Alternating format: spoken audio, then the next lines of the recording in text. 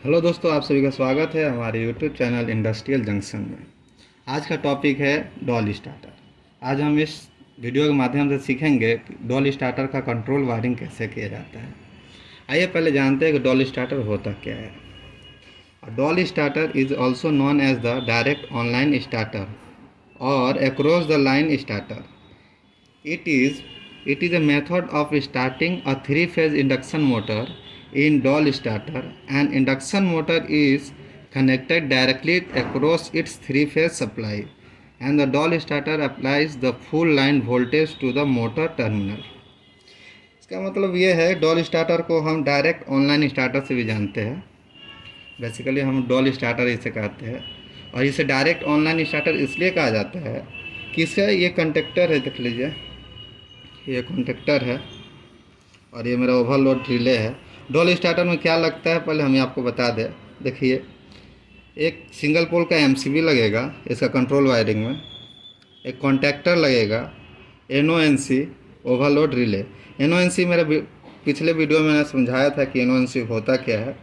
Contactor अगर आपको नहीं पता होगा और ओवरलोड के रिले के बारे में, तो मैं इसके ऊपर भी वीडियो बना दूंगा अगर आप कमेंट करेंगे तो।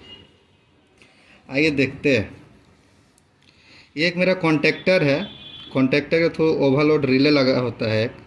ये ओवरलोड रिले अलग से लगता है कॉन्टेक्टर में। इसमें रेंज भी होता है ओवरलोड।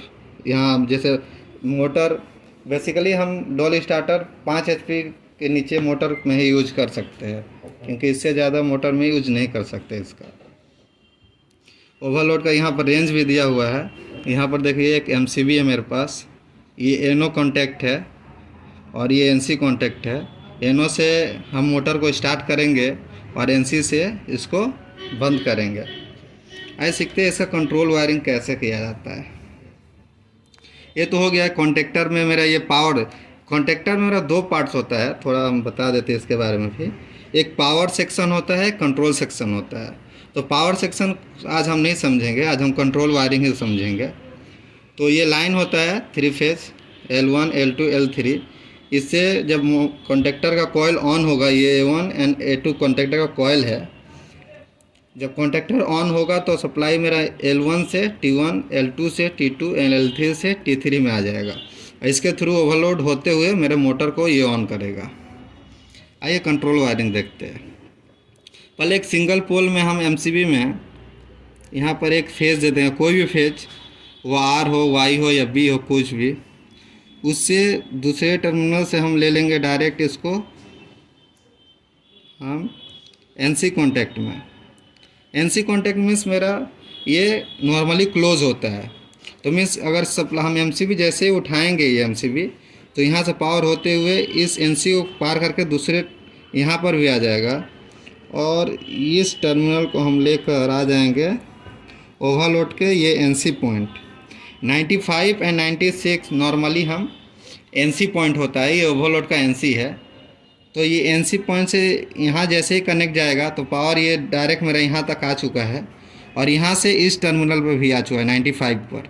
तो 95 से हम कॉन्टेक्टर के एनो पर लेंगे। अगर इसमें भी आपको प्रॉब्लम होगा तो बताइएगा कमेंट करके, मैं भी इसके ऊपर भी एक वीडियो बना दूंगा कि कॉन्टेक्टर का एनो पॉइंट क्या होता है और एनसी पॉइंट क्या होता है।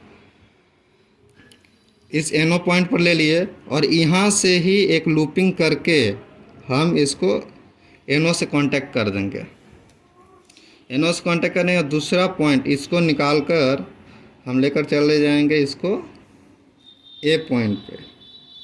कॉन्टेक्टर का ए मतलब कॉयल, कॉन्टेक्टर या कॉयल का पहला पर एक फेज चला जाएगा और दूसरे पर हम न्यूट्रल दे देंगे। ये मेरा न्यूट्रल हो गया।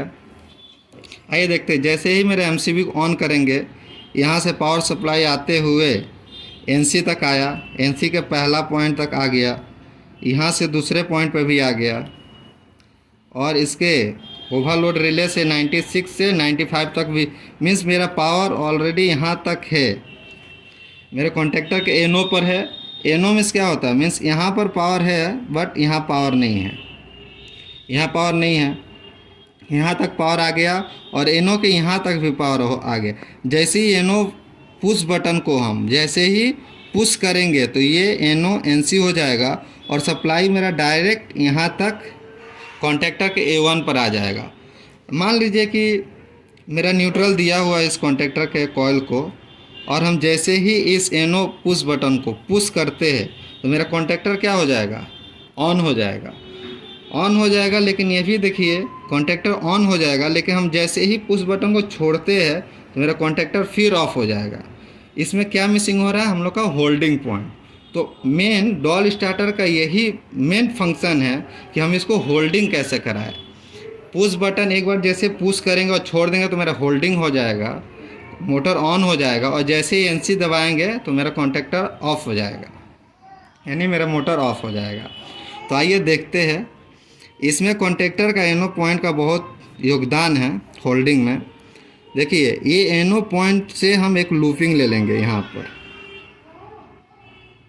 NO पॉइंट से लूपिंग ले लिए।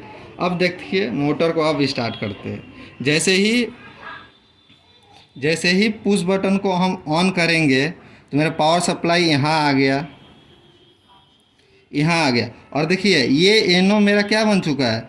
इसको ऑन करेंगे तो मेरा कॉन्टेक्टर होल्ड हो जाएगा, पुश बटन जैसे दबाएंगे मेरा कॉन्टेक्टर होल्ड होगा, यानी कि मेरा ये NO अब NC में बदल जाएगा। NO क्या हो जाएगा, NC में बदल जाएगा। जैसे मान लीजिए कि ये मेरा ओपन था, अब मेरा पॉइंट ओपन था, अब ये NC हो जाएगा। NC मतलब सप्लाई डायरेक्ट अब यहाँ से यहाँ तक भी आ गया। अब हम अगर इसको पुश बटन को अगर छोड़ भी देते हैं तो मेरा सप्लाई कहाँ से पास हो जाएगा, इस NO के सहारे होते हुए ये NC हो गया। अब NC अब इसको सप्लाई A1 को सप्लाई दे रहा है। समझ गए? एक बार और फिर से सीखते हैं। NO पॉइंट को हम पुश किए, सप्लाई मेरा यहाँ से होते हुए A1 में गया, और जैसे ही NO बटन को अब छोड़ देंगे तो मेरा ये NO पॉइंट अब सप्लाई अब इधर से नहीं जा रहा, मेरा अब सप्लाई NO से होते हुए A1 में जा रहा। समझ गए? और बेसिकली हम डॉल स्टार्टर का यूज छोटे मोटरों में करते हैं, हम घर में भी देखते हैं, जिसे हम पानी चढ़ाते हैं डॉल स्टार्टर होता है, उसमें NO लगा होता है और NC होता है। NO ग्रीन कलर का होता है और NC रेड कलर का होता है। इससे मोटर स्टार्ट होता है और इससे स्टॉप हो जाता है। आइए सीखते हैं इसका एडवांटेज और disadvantage. Advantage of doll starter, simple and most economical starter. ये क्या होता है, बहुत सिंपल होता है, इकोनॉमिकल मतलब बहुत कम रेंज में मिल जाता है ये, और मैक्सिमम यूज घरों में भी होता है और इंडस्ट्रियल में भी यूज होता है। More comfortable to design, operate and control. इसका जो डिज़ाइन बना हुआ है और कंट्रोल जिसका भी होता है बहुत आसानी है, बहुत इजी तरीके से हम बना लेते हैं इससे। Provide nearly full starting torque at starting and easy to understand and troubleshoot. इसका क्या है, बहुत आसानी से समझ में आ जाता है, और इसका ट्रबल शूट जल्दी, इसका प्रॉब्लम जो भी होता है हम बहुत आसानी से पकड़ लेते हैं। इसका कुछ डिसएडवांटेज भी है, आइए सीखते हैं। High starting current, 5 to 8 times of full load current. मान लीजिए एक मेरा 3 HP का मोटर है, तो उसका 3 HP का मोटर का फुल लोड करेंट स्टार्टिंग में जो 5 से या 8 सेकेंड या 10 सेकेंड तक जो भी इसका फुल से 5 से 8 टाइम तक लोड, मतलब इसका करेंट हाई चला जाता है। तो इसका एक डिसएडवांटेज भी है। DOL starter reduce the life span of machine. इसका जब लोड ज़्यादा चला जाता है मेरे किसी भी मशीन के ऊपर या किसी भी मोटर के ऊपर, तो उसका क्या होता है, लाइफ टाइम थोड़ा कम हो जाता है। मान लीजिए मोटर मेरा कोई 5 महीना चलने वाला है तो वो 2-3 महीने में ही ख़राब हो जाएगा, इसका कॉइल उसका जल जाएगा। Suitable only for small motor. और हाँ, इस डॉल स्टार्टर का यूज़ हम बड़े बड़े मोटरों में नहीं कर सकते हैं, ये 5 HP के नीचे मोटर में ही यूज़ किया जाता है। अननेसेसरी हाई स्टार्टिंग टॉर्क, और ये हाई स्टार्टिंग टॉर्क को कंट्रोल नहीं कर सकता है। इसमें फुल लोड सप्लाई होता है, 3 फेज सप्लाई होता है डायरेक्टली मोटर पे, तो इसमें स्टार्टिंग टॉर्क इसका हाई होता है। और आगे हम डॉल स्टार्टर के बारे में भी, ये doll starter star delta starter के बारे में बात करेंगे। अगर आपको उसके बारे में भी जानना है तो कमेंट कीजिए। तब तक के लिए थैंक यू, धन्यवाद।